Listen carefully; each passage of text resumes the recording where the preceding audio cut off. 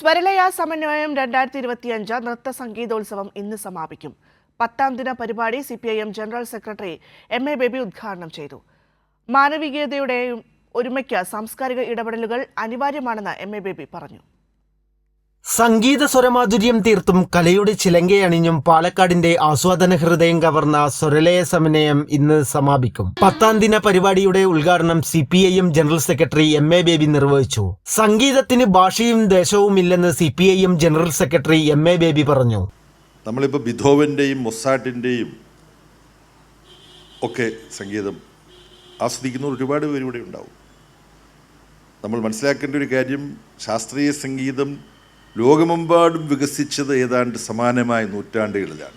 ഇവിടെ ത്യാഗരാജനും ശ്യാമശാസ്ത്രികളും അതിനു മുമ്പ് പുരന്ദരദാസനും ദീക്ഷിതരും പിന്നീട് സ്വാതിരുന്നാളും ഒക്കെ സംഗീതോപാസന ചെയ്യുന്ന ആ കാലഘട്ടത്തിലാണ് പാശ്ചാത്യ സംഗീതത്തിലെ മഹാരഥർ അവരുടെ കോമ്പോസിഷൻസ് ചെയ്തതെന്നുള്ളത് ചരിത്രത്തിൽ ശാസ്ത്രീയമായി നമ്മൾ പഠിക്കേണ്ട വലിയൊരു യാദൃച്ഛികതയാണ്.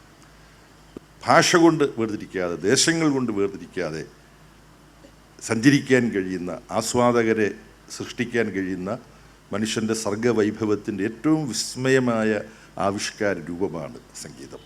പാലക്കാട് ജില്ലാ പഞ്ചായത്ത് പ്രസിഡന്റ് TM ശശി അധ്യക്ഷത വഹിച്ചു. സ്വരലയ സെക്രട്ടറി TR അജയൻ, ചലച്ചിത്ര നടൻ രാജേഷ് ഹെബ്ബാർ, KP മോഹനൻ എന്നിവർ പ്രസംഗിച്ചു. കൈരളി ന്യൂസ്, പാലക്കാട്.